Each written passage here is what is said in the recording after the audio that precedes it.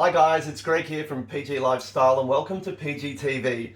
Today what I'm going to do is use our aioli recipe. You might have caught it before, but if not, there's a link below.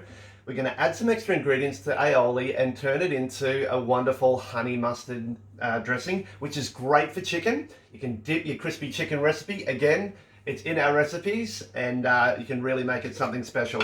So what I'm going to do is add 2 teaspoons of honey mustard to your already made aioli.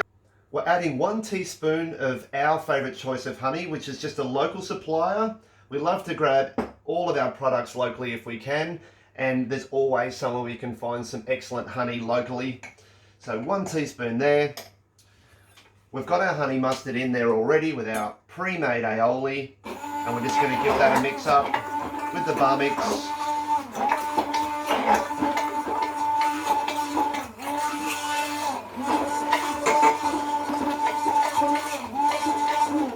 Beautiful.